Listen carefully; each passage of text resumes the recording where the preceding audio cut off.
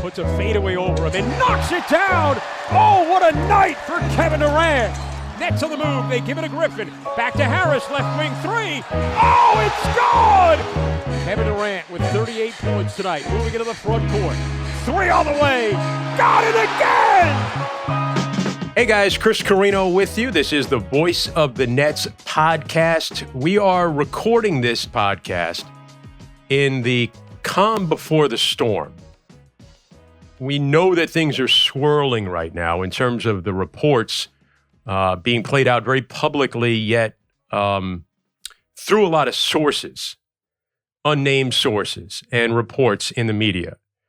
We're not going to make comments on any of that, but I will tell you that we are going to start coming to you over the next few weeks weekly so that we can address some of these things as they come along, report some of this stuff as it is made to be more clear and official. We also got Summer League coming up. So free agency, Summer League, we're going to really get a chance to see what the Nets roster is going to look like going into the 22-23 season. As we record this, we're a couple of days away from the June 29th deadline for players' contracts and their situations or whether or not they're going to opt into their contract. With the Nets, it affects two players. One, of course, would be Kyrie Irving. The other is Patty Mills. So that'll be better known. That situation will be better known in the next couple of days. June 30th at 6 o'clock is when teams can start to talk to free agents, and there's that week period of talking and negotiating, a little negotiating week that has gone in the last couple of years. And then July 6th is the date that they can then sign free agents. So again, a lot is going to happen over the next couple of weeks, and we will be on our podcast. We'll be coming to you every Tuesday over the next couple of weeks through Summer League. And then, of course, everything kind of calms down a little bit. We'll bring you some bi-weekly shows with some interesting guests that'll cover that August period. And then, of course, we'll start to rev it up toward training camp and toward the start of the season. A guy that is going to be an important part of this net team going forward is Day'Ron Sharpe. He's about to go into his second year, and he got such a great opportunity to play last year. And really, we were able to get a glimpse of what Day'Ron Sharpe can be. It's so important for NBA players going from year one to year two. You really get a sense of who they're going to become if they've had opportunity. Some guys maybe don't get a great opportunity until year 3 or 4, and then they can make that leap. But you really get a sense of what a player can become from how big a leap he makes from year 1 to year 2. The other thing about Day'Ron Sharpe, what you notice about him, is when he walks into a room, he brightens the room. He is the kind of guy that I would consider an energy giver. He makes the room better when he walks into it. And the first time I met Day'Ron was just shy of his 20th birthday in the preseason media day last year. And you noticed that immediately when he walked in, how much you want to hang out with this guy. And he was joking about somebody in the media, and Tim Capstraw and I were in the room, and there was someone else that had escorted him in, and he was saying, guys, can you believe that somebody in the media just asked KD how he got his nickname? And we were all laughing. We were like, how could that be? Really? Like, it had to be joking around. What we didn't know at the time, and we later found out, was that it was David Letterman who was in the media scrum and asked that question. And that interview with Kevin Durant, that piece, that feature he did for his Netflix show just recently came out, made some news. But at the time, we didn't know that. So we do our thing with Day'Ron. We talked to him for a little while. We got him to do some reads. He was a delight. And got to watch him this year. And, again, a bit from afar at times because of COVID situations and whatnot. But when we went to do this interview with Day'Ron, I reminded him of that meeting. And I said, well, you realize now we saw the interview, it's David Letterman that was asking that question. And Day'Ron blankly looked at me and said, who's David Letterman? In that moment, see, I'm a guy of positivity and glass half full. I didn't look at it and say, oh man, I'm old.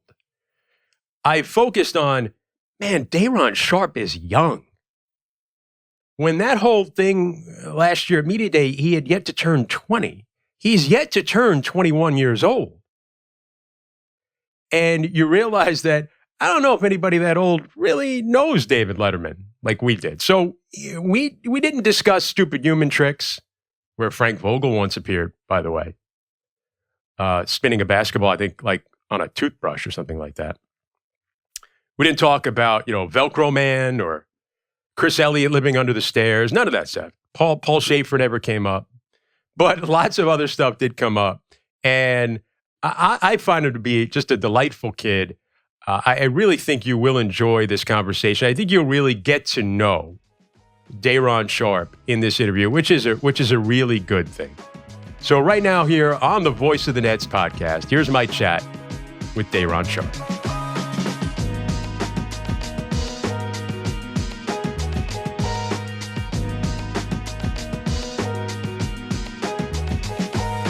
Day'Ron Sharpe going from his first season to his second season with the Nets, and that's usually a big opportunity for guys, an opportunity for guys to really make a jump and show more of what they're going to be like, their career, what their NBA career is going to look like. And we're going to talk with Day'Ron about that transition and what he's got going on. But first of all, Day'Ron, as you know, if people are watching this on YouTube, you went to North Carolina. I wore my Carolina blue just to kind of break the ice with you. Maybe Duke blue.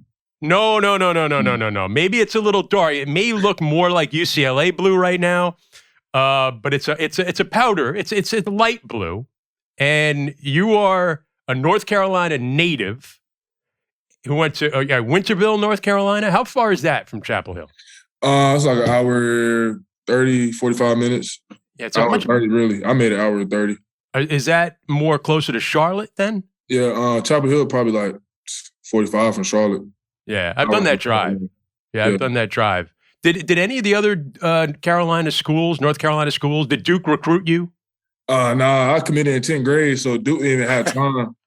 That was it. You knew where you wanted. Yeah, but all the other schools, they had offered from NC State, Wake Forest, North Carolina, and then it was it. That's all North Carolina schools, big schools anyway.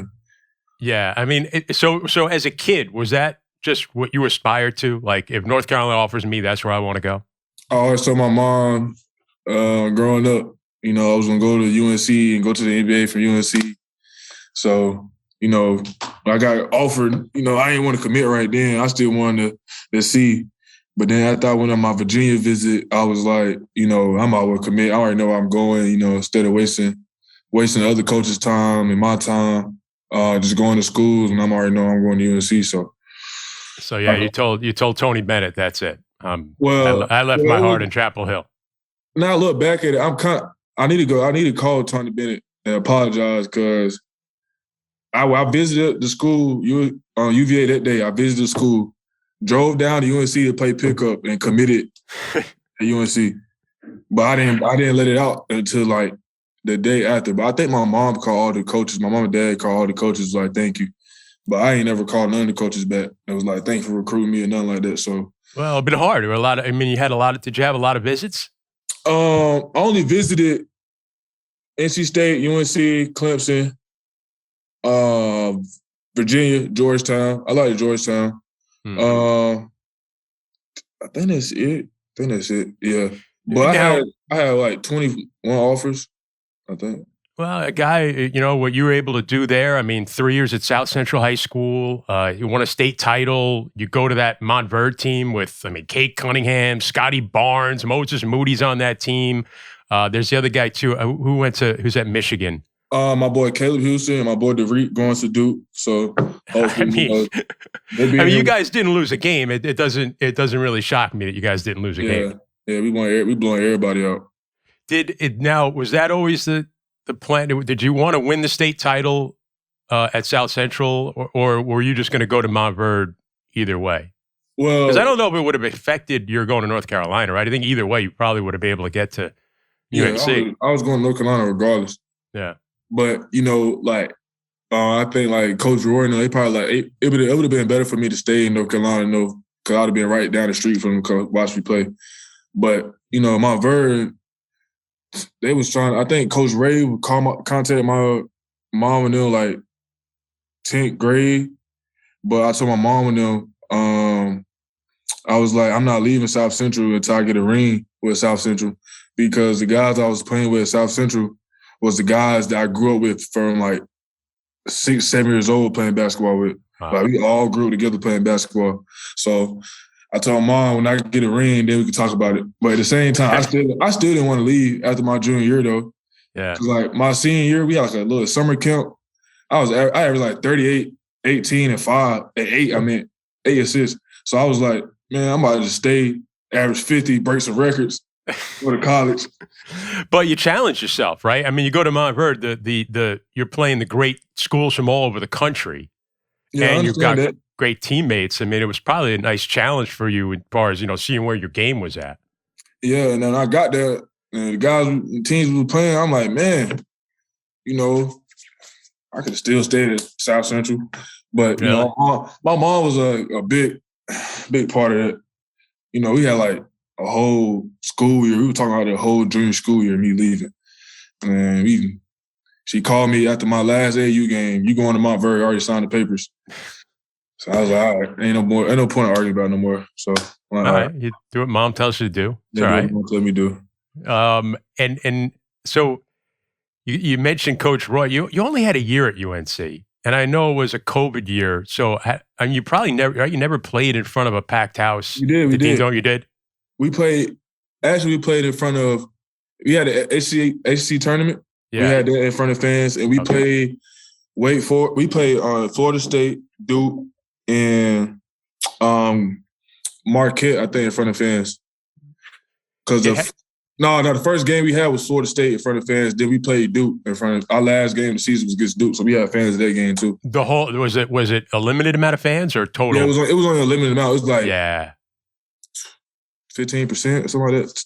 Do you feel a little bit like when you see that last game when UNC goes into Duke and beats Coach K in his last home game? In that place, how incredible the atmosphere was. Is there a part of you that kind of feels they missed it? TV, I was like, man, I wish I was at the game. Because I was watching the game. Matter of fact, we was on the road for a game. Yeah. And I watched the game on TV. I'm like, yeah, Coach K got an L, he recruited me. Let me stop. Well, now, we were in Atlanta when the Final Four game. Were you up with the team, or were you in Long Island at the time? The Final Four when they beat Duke in the Final Four. I played 3 games. That was third game in 3 days because I had played it back. Right. And that morning I had to fly to Atlanta for the game. So we got to the game and we all on the bus. I'm watching the game on the end of the game on the bus. And we all on the bus. Me, JJ, Blake, Ben, Kyle, we all watching the game. I walked into the press room that night before the game, and I saw Vince Carter, another great UNC man, former net. Yeah, and because I saw him, he had the powder blue tie and a little bit of a powder blue in his suit, and I'm like, I knew you'd be representing tonight. It's going to be hard. And then he showed me his socks, and they were UNC socks. And then he had a pair of Jordans on that had Dean Smith's name on them, some kind of limited edition that a couple of guys had got. So he was excited, and I remember our game ended, and then I remember staying after our post-game show, staying in the arena and watching the end. And they win that game. You beat Coach K in his last game, and then they go to the final and lose to Kansas. But I would imagine, I have a son who's a big UNC fan. He almost didn't really mind them losing the championship. It was like that Final Four win against Duke. Yeah. That was like a championship. To me, I felt like I wanted to get the ring and beat Kansas, but when they beat Duke, I just didn't want Coach K to get another one. So, like, they beat Duke. I was happy for that. Man, this rivalry. The whole team coming back. I done talked because I play with all the guys. So, yeah, they all my boys. Definitely see love. So, I talked to see love. I'm like, man, I got to win that shit, bro. Like, and they all came back this year. I mean, RJ and Love and Leaky Black and Baycott, they're all coming back this year. Look at the last 3 championships UNC won. The year before, we lost, and we come back and win. Because the 2016 year we won, we lost the year before that. And then that one with Tyler Hansberg we lost the year before that too. So, what I'm saying? We always lose the year before, they come back and win it. So do you think that the NIL stuff, which is the name, image, and likeness, where it allows college players now to profit a bit on their own name and image and likeness, you think that's a reason a lot of these guys are coming back? And do you think you might have stayed and got the experience longer if you could have made a little bit off your imaging? Well, I would say that, if you projected like second round, it's like no, and you young, there's no reason for you to force yourself when you can still get paid in college. But like for me personally, I really don't think it was like a money thing for me. Even though if I was getting paid in college, I just felt like, first, like, I'm smart, I got a good brain, I got a good IQ, but like the school thing, like when you really just trying to focus on basketball and get to the NBA, and like, then I didn't know what I was in school for, I didn't know what I wanted to do in school. So at the same time, I'm like, shoot, might as well just go get better at basketball. I could always come back. As long as I finish school, my standing in school good at UNC, I could always come back and get my degree. So, I'm always just leave while I got a chance. So yeah, most guys, I mean, kids go to college and they say, well, I want to be an accountant. Well, you're going to school to get a job, and then you get a job as an accountant. Yeah. If you can make millions of dollars playing basketball, I mean, that's what you do. And you knew, did you know, what was your projection? In other words, what were people telling you coming out of college? My projection was mid-first round to late second. But when I met my agent, Ty, he told me, he seen me play, he seen how I was as a person. He was like, how you are as a person, like every team's going to love you, like everybody's going to love your... Yeah, you're going to do great in an interview. Yeah, he was like, everybody's going to love that, just be yourself. And he was like, even though you ain't shooting in college, when teams see you can shoot, you going to rise in the draft. But like, I just feel like during the draft, like pre-draft last season, man, I hurt my foot like 3 weeks into the pre-draft. I couldn't walk for like three weeks. I was on a bike in a boot. Then I started getting a little anxiety because I got hurt. I'm going to workouts. I can't really finish the workouts. I'm like, man, these teams going to hate me. I'm not going to get drafted. So, but then I came to Brooklyn and like Todd was telling me, Brooklyn love you. And I was like, shoot, man, I got drafted, to start.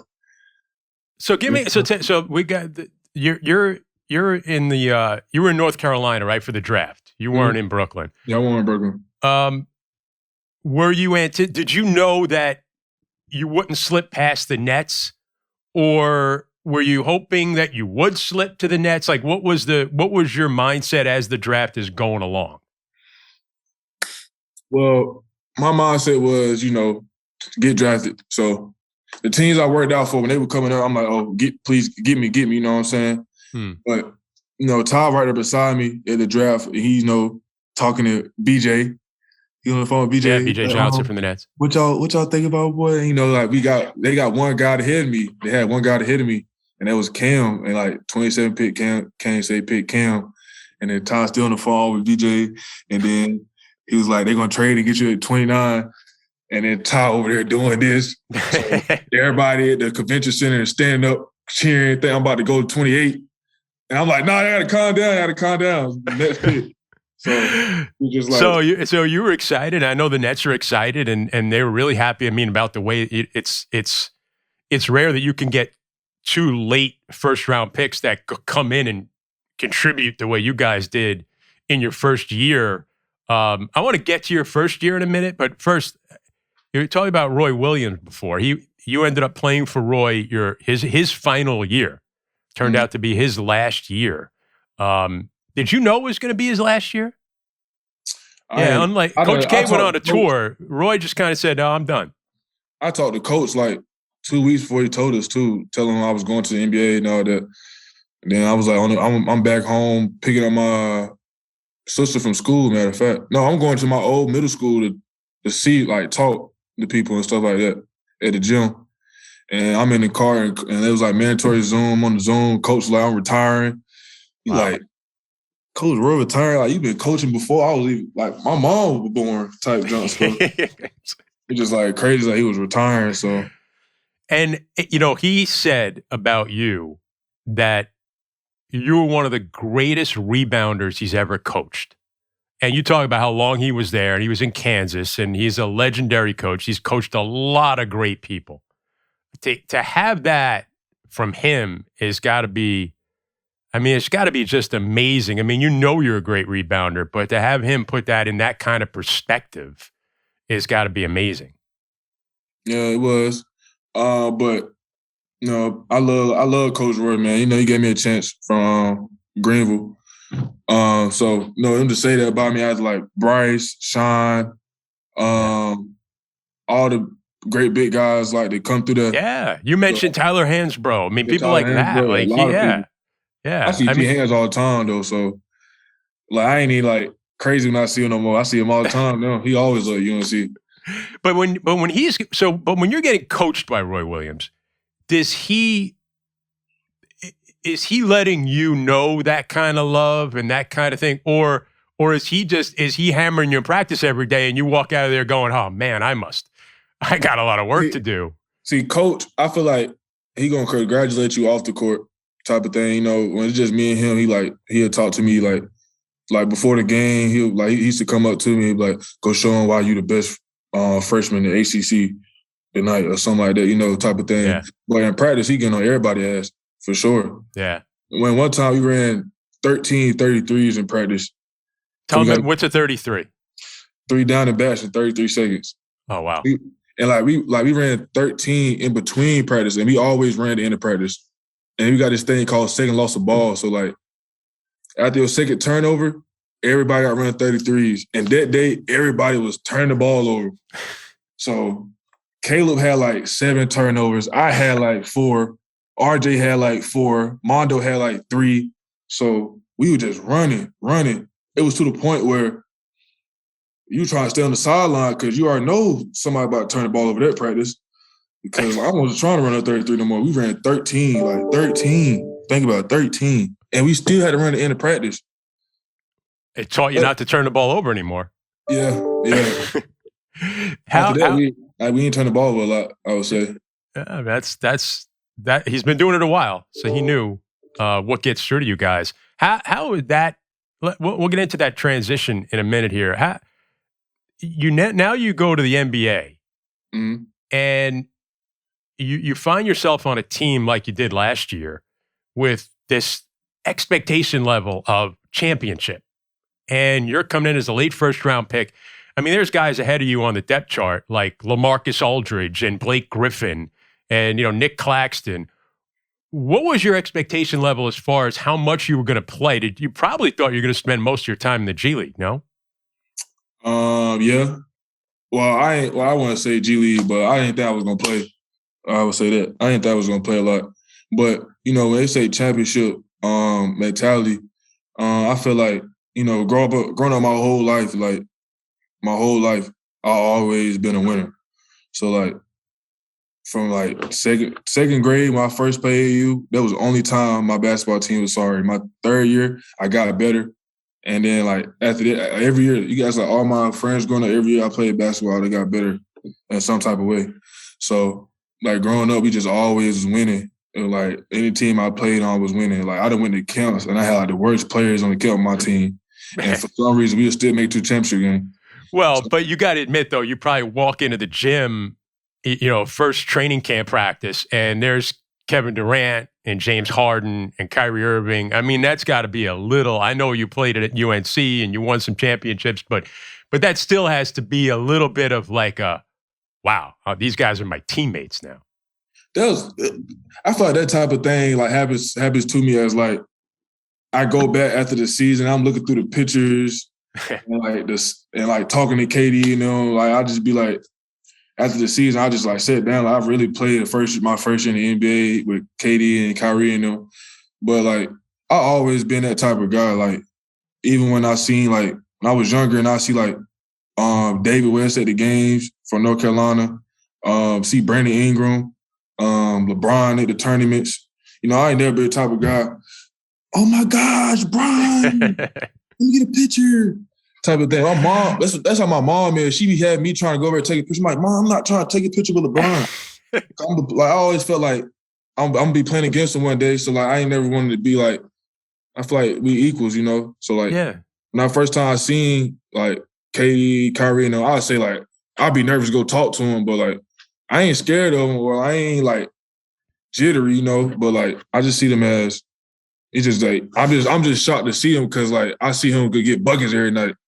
Like, but there's got to be a difference between like you want to be confident, but you don't want to come across as cocky either. Yeah. Like it's that whole that phrase about humble enough, humble enough to prepare, confident enough to succeed. Mm-hmm. Like you need that confidence. You need to be like, hey, I've been here before. I've seen these guys. It's not overwhelming, but at the same time. You want to stay like. It was my first time really like seeing him play practice. Like I was more like my mom was more blown by like, how they workouts and stuff like that. Like when we used to play like when KD was coming back, we were playing Stay Ready with us, man. Be crazy. That's crazy, right? KD was playing the Stay Ready group. Yeah, and Kyrie was too. He played with us too. He was getting buckets too. Yeah, when he was out of the lineup. That's why I was shocked at.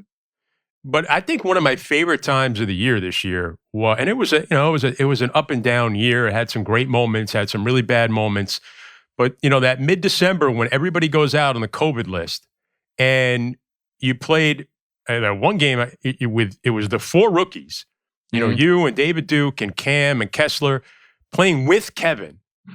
And that was kind of the 5-man group that won the game. And I don't know if I saw more joy in Kevin all year long than during that game and after you win that game. Do you remember that week kind of where it was kind of like you guys were thrown in there? And I remember that week. Yeah, I know you remember. That was called, those wins, we call those the Stay Ready wins. That's what we call them. Okay. We go in the locker room, Stay Ready Group 03. 1, 2, 3, stay ready. Because like everybody that played them games, like we all was playing Stay Ready. So that everybody took it out and we had to step up. We beat Toronto and Philly. Yeah. So like the Philly was a great win for like you said, 4 rookies, BG, Nick, Patty, KD. For all 7 of us to come through and pull a win against Philly when they was really they had everybody. So, man, that was like 2 of the best games all season for me. And it was early in the year. Other than the Bulls game. The Bulls game was the best game for me all season. When we beat them by like 40. Yeah. That was the best game all season for me. That was kind of the thing, right? Like, we saw this team this year win those kind of games, beat those big teams, and that's where, kind of like, at that point, you're thinking, man, when we get our guys back, we're going to win a championship. It's just, it's like you did beat, you did have some great wins. Was it frustrating later in the year when now you're fighting to get in to play in? Well, it's my first season, so I never know when it looked like at the end of the season, like when it's kind of playoff time. But I definitely say it kind of was frustrating because we was going to games like we know we could beat the teams, and like we would play good. Like it's either we were playing good like one first half, and in the second half, like we just come out flat, and like the team just push up on us, or like we'll start off bad, and then we got to come back. like it was like last year. I feel like we could never really put like two great halves together. Yeah, and I feel like this gonna be when we can do it this season. Like then we're gonna be great this season. We're gonna get a ring. So. And especially, I mean, the way this team is put together, we have so much of the salary cap is into 3 guys. You've got to have contributions from young players like yourself and Cam and Kessler Edwards and David Duke and then whoever's going to come in this year. A lot of times guys make the biggest leap from their first year to their second year. What are you going to go in the lab this year in the gym? How are you looking to get better? Man, all I know is when y'all see me play next season, y'all gonna be like, damn, what happened? That's all I know. Hopefully in a good way. Yeah, good way. Yeah, good way. Yeah. Well, you walked into I met you for the first time this year in the radio room at Media Day. You came in, me and Tim, we were recording some stuff, and you said to us, I'm really eager to show people there's a lot more that I can do than people think. Yeah. What are you referring to when you say stuff like that? I just feel like everything, like, people say I'm a great rebounder. I can rebound, but I feel like I'm not bad at like a lot of things I do. The only thing, and the main thing I'm working on this summer is like balance, staying low, being more powerful, taking longer strides, make sure my feet wide, when I do my moves, not have my feet together, just like balance and things like that. Because like last year, a lot of times, guys hit me and I'll get off balance, but that's why I feel like one of the most things, I feel like skill-wise, I'm not bad at I'm not really bad at anything. Like I'm either like mediocre, I could definitely get better at, but I could definitely get better at everything I do. But what I'm trying to say, like I what I'm trying to say. Yeah, I thought you were a better playmaker. I'm not just like a big man like that. Just go pick, screen, get catch. Yeah. Oh, you can't catch. Oh, bubbling the ball. I drew the ball. I start traveling. That type of thing. No, you had good hands and a good feel. Like I thought you had a good feel for the game. We were past the ball. Yeah, that's what I'm saying. I don't know. Now, are you thinking about this game? We know bigs have to shoot. Right, and you get bigs who want to get behind the arc. Yeah, I can shoot. I'm telling you, I can shoot. Is your range behind the arc? Yes, I can shoot. All right. Is that who are you working with anybody this summer? Like, say, all right, I want to stretch the floor now. I'm going to work with somebody. See, last year, no, I don't know that, but last year, the whole season, I'm working out with Cal the whole time. Kyle Korver. Yes, one of the great shooters of all time. One of the Nets coaches. Mm-hmm. Yeah. I was working out with him the whole time, changing my jumper. So like now I just feel like it's just like more of a rep thing. I'm just getting on more reps of the like how I done fixed my jumper. I'm just getting on more reps and more reps. And the more reps I take, the more confident I get. What is Kyle Korver's like best tip that you got as a shooter? Man, I had to change. We had to change the whole thing, man. It was like a gradual whole season type of thing. At first, it was all my wrist. I was breaking my wrist too much. I was bringing the ball over my hands instead of my arms. My hips wasn't back. I was like shooting through my knees type of thing. I wasn't shooting my hips. Wasn't pushing through my toes with power. One feet be the other way, one feet be the other way. I would lean back when I shoot. Now I'm just like all straightforward, just letting it go. They broke you down in the lab. All last season. Like last season, I was working on it the whole time. It's amazing because a lot of times you could practice a million ways. If you're doing it the wrong way, it's not helping you. You got to be able to do it the right way and then practice it over and over again. Did you get a little leaner as the season went along too? Did you get in better shape? I thought you looked a little thinner as the season went along. Yeah, I would say I got it better shape. Definitely like when I went to play the G League because, I was playing 35 minutes every night, instead of just me playing stay ready and not playing. Yeah. So I feel like the G League, helped because like whenever I was working on in Brooklyn, I'm with the G League. I'm trying to work on it there too. So, working on trying to stay low, working on my shot. working Besides Kyle, who was the guy that was working with you the most this year in the staff? My boy Tiago is my boy. Tiago Splitter. Yeah, Tiago, my boy Dante, and Amari was too. Yeah, Amari Stoudemire, who won't be back. But yeah, I miss my boy Amari. I think about the guys ahead of you. There was a thing came up this year. I'm not sure how big a NFL fan you are, but Ryan Tannehill's the quarterback for Tennessee, and they drafted the kid out of Liberty, and they asked him do you think your job? How are you going to mentor this guy? He said, well, my job's not to mentor a young player, and it kind of is that debate of veteran players. Is their job to help make the younger guys. You have some really, you just mentioned a couple of former players in Tiago Splitter and Amari Stoudemire. You have a guy like LaMarcus Aldridge and Blake Griffin, and we already talked about Kevin Durant, but especially guys at your position that maybe you're fighting for playing time with a little bit. Did you find they were helpful to you, and in what ways maybe did they guide you this year? Well, first, like you said, when they asked Ryan Tannehill how they're going to mentor him, I feel like it's not on Ryan Tannehill to go mentor him. It's all on the younger guy to ask questions. So, like, whenever I see, like, LA do a move or, like, he'll do something, I'm like, shoot, if I do it, they probably call a foul on me. So I ask LA, like, how you get away with that type of jump? And he'll tell me, like, they can't see that, or, like, you got to do it this way. Like, Blake, like, see me on defense or something, or see something I'm doing, and he'll just come over there and, like, tell me what I got to do. So, like, Blake taught me, like, post defense. He taught me how to play post defense. LA helped me on post defense. LA helped me on some moves, back to the basket moves, facing up moves. BG helped me with that stuff too.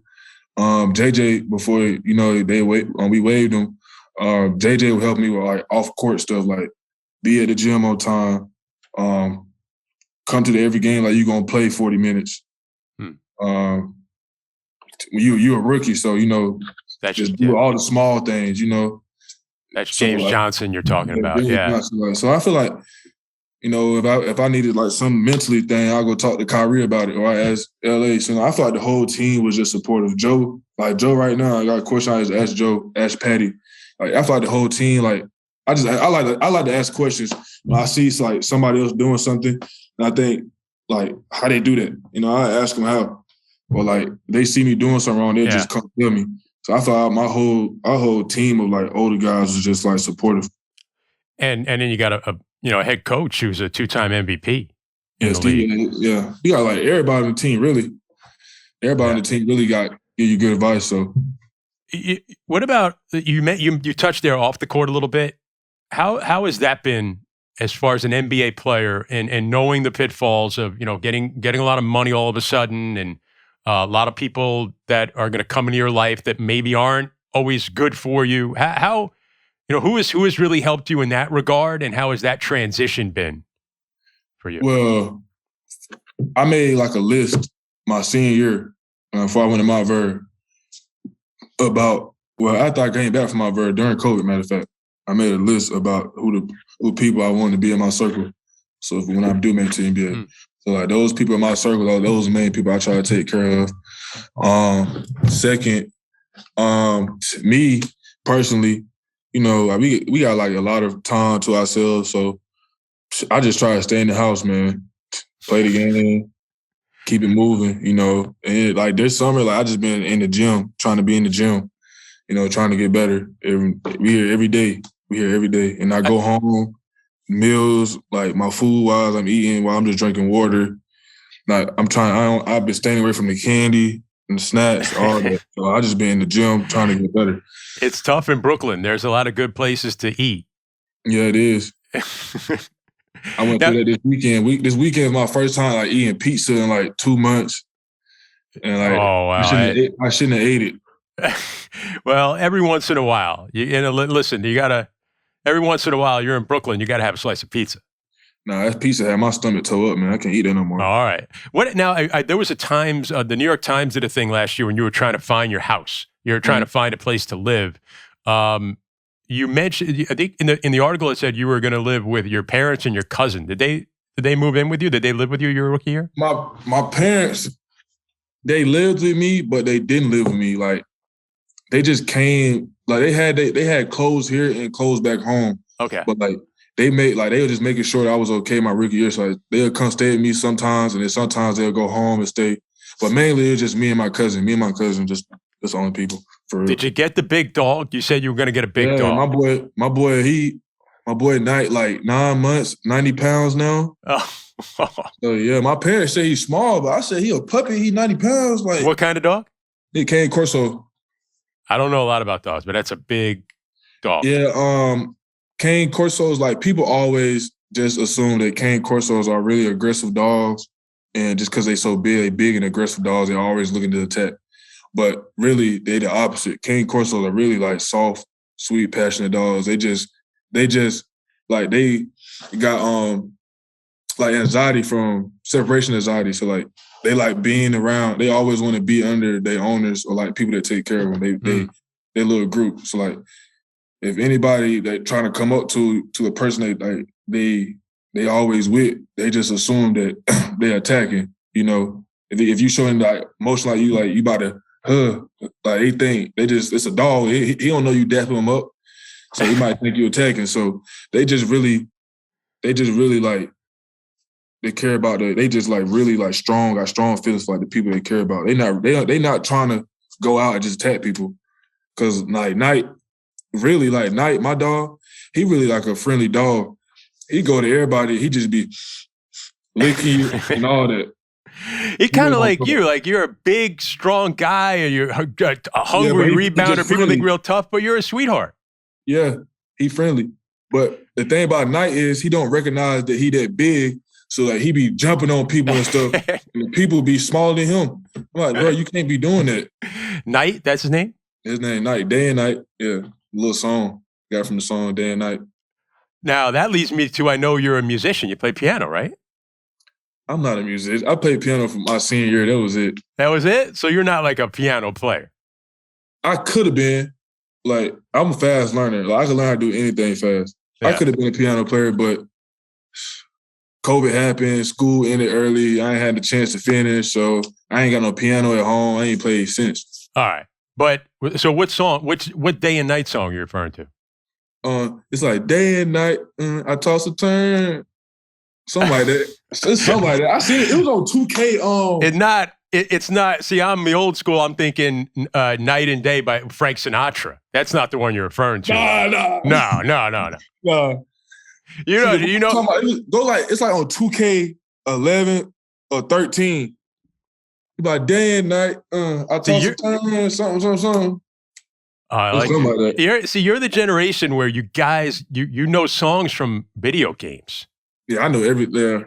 If it's 2K related, I probably heard it. But that was that's like a marketing thing for musicians now is try and get your song in a video game, and that's how people know it. Listen, if you got like a catchy song, just put it on TikTok. That's all you gotta do. Are you a big TikTok guy? I get sturdy every now and then, but I saw some dance. I was doing my research for this, and I was going through your Instagram, and I saw a TikTok video of you and your family, maybe in the kitchen. Yeah. I'll get sturdy. Yeah, it's sturdy. So when you're going to put your headphones on and listen to something, what is it that you're listening to? Do you have a wide range, or is it very specific? YB, NBA YoungBoys go to when I'm down is Ride Wave, and then like I play like Lil Durk, Gunna, Lil Baby, Money Bag. Then like when I don't feel like listening to music, I just put my junk on shuffle. But when I'm really gonna listen to music, I'll just turn on YB. Okay, YB, YoungBoy, NBA YoungBoy. Like, we even got the same, NBA. He in the NBA too. Have you gotten to meet any of your heroes? Guys and musicians, people like that. A lot of people don't get to do that, but in your position as an NBA player, who's the coolest person you've been able to meet because you're now an NBA guy? Aaron Rodgers. Oh, okay. Yeah. Are you a big NFL fan? Yeah, I watch football. The Steelers are my favorite team. Oh, yeah? Yeah. Why the Steelers? Well, growing up, my dad was a huge Steelers fan. And when I was young, like 2012, 2013, we was nice. We was winning. Yeah. We was winning. I said my favorite team was when we had Hans War, was Ben. Heath Miller was our tight end then. Tight end, yeah. Yeah, boy, we was nice then, boy. Wow. So I did Ben Roethlisberger's last game because I do some NFL stuff too. I did his last regular season game when you guys beat the Ravens in overtime in that game. What do you think about the Steeler quarterback situation now going into this year? Man, Trubisky. I love Big Ben for all the years he gave us, but I feel like we should have brought somebody in quicker. Like a couple years, like the last couple years, I feel like we should have drafted a quarterback, and then he could like you said, Big Ben. We know Big Ben's finna get up out of here. Yeah, Ben could have taught him the ropes a little bit, but now we about to have a guy come in.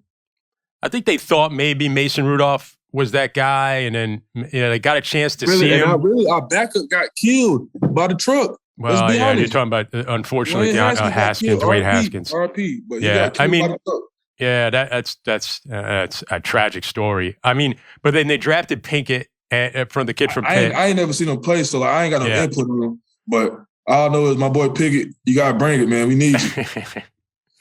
All right, man, that's cool. I look forward to talking NFL with you. Are you a fantasy football guy? You doing any of that stuff? Nah. Right. It's too You're much like Mike Trout. Fantasy football. I did fantasy basketball my 12th grade though. All right, that's not allowed anymore. Yeah, you it's can't not allowed do that stuff anymore. I can't do it no What more. about any of the other New York sports? You get yourself out to a baseball game or anything like that? I ain't no baseball guy. No.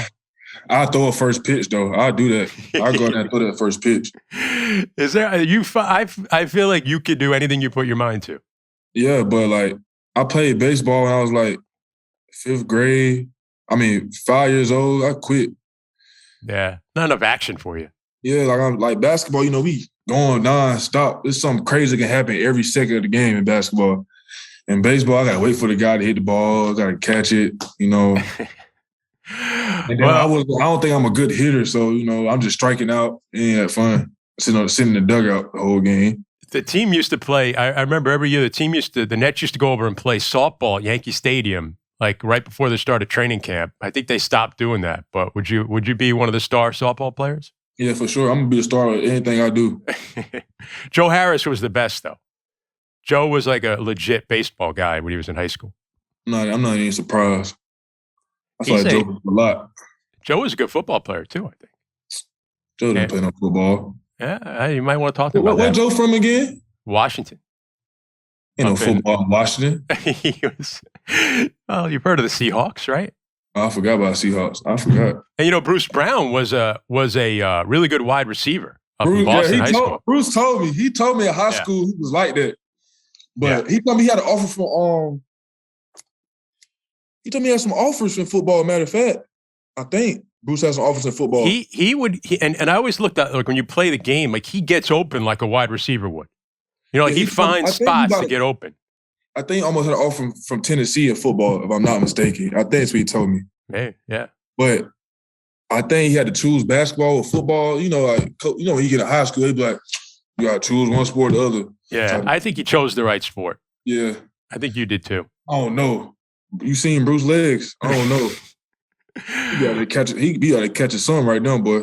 Well, he could have played both. Day'Ron, I know I appreciate you taking so much time with us, man. Are you looking forward to getting out? I know Vegas. You're going to be out in Vegas playing Summer League. You looking forward to that? Yeah, I'm looking forward to that. I'm ready to play. I'm ready to play against somebody. I've been doing all this work. It's time to put it to use to somebody other than Raekwon, Kim, Duke, and Cash. Well, I am really intrigued to see where you are from year one to year two. And how you're going to help this team, because I know you will. This was great. I really appreciate this. I think people get to see you, a side of you that we haven't seen a lot this year, and going to see a lot of you on the court next year. So I'm sure we'll do this maybe during the season. Hopefully you'll come back, and I really appreciate you coming on, Day'Ron. Thank you, man. Thanks for having me. I had fun. All right, guys. That's Day'Ron Sharpe on the Voice of the Nets podcast. What a terrific young man. Day'Ron Sharpe. He will be a pivotal part of this net roster going forward. But of course, again, we don't know what this net roster is going to look like, but we're going to know a lot more going forward. And we will be back with you. This comes out on Tuesdays every other week during the offseason. But for the next few weeks, we'll come to you weekly every Tuesday.